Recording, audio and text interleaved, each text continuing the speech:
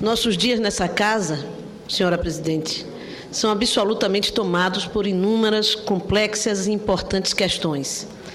Sejam os graves fatos revelados pela CPMI ou as sabatinas para a ocupação de importantes cargos da República.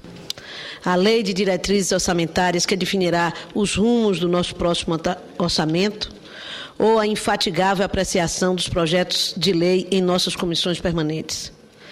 Talvez por essa intensa e diversificada pauta tenha sido ainda pequeno e tímido o debate sobre os graves assuntos que afetam a vida no Extra-América nos últimos tempos, notadamente a partir do afastamento em rito sumário do presidente constitucionalmente eleito pelo Paraguai, Fernando Lugo, legítimo mandatário daquele país.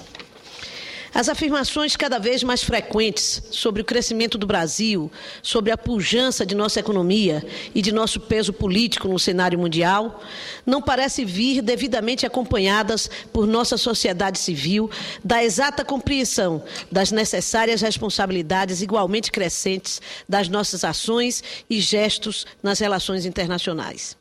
Registro que acompanhei com atenção os pronunciamentos de alguns dos senadores aqui sobre esse fato. Os senadores Fernando Collor, Roberto Requião e Álvaro Dias, que demonstraram a competência de sempre na abordagem da matéria, mesmo que com posições muitas vezes diametralmente opostas, mas que nem por isso lograram estabelecer nesse plenário o necessário debate e a indispensável reflexão coletiva sobre os altos interesses nacionais e o próprio destino continental em jogo nesta grave conjuntura.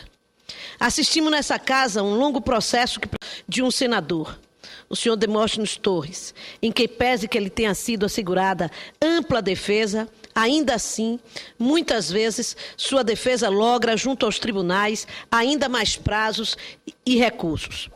Percebam que tratamos aqui do mandato de um senador da República. Pois bem, segmentos conservadores do Paraguai, valendo-se de sua maioria parlamentar, promoveu o afastamento sumário de um presidente da República democraticamente eleito. No rito sumaríssimo promovido, não foram concedidos ao presidente Lugo mais que 2 horas para se defender de um processo de impeachment que se baseou em acusações genéricas e imprecisas. Como poderia uma república como a nossa, em que se observam os princípios universais da ampla defesa, das garantias individuais e do devido processo legal para a cassação de um único mandato parlamentar, se calar, se omitir, quando setores conservadores paraguaios promovem um verdadeiro golpe de Estado, destituindo um presidente eleito soberana e democraticamente pelo povo paraguaio? E isto quando foram recusados todos os apelos de adiamento da decisão e ampliação do prazo de defesa pelos governos que integram a Unasul.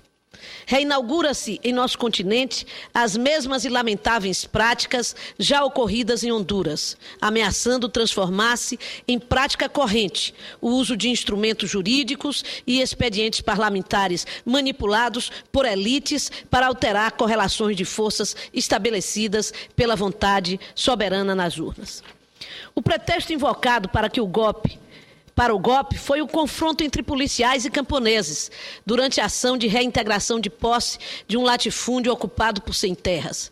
Registrou-se naquela oportunidade uma centena de feridos, 11 camponeses e 6 policiais mortos. No Brasil,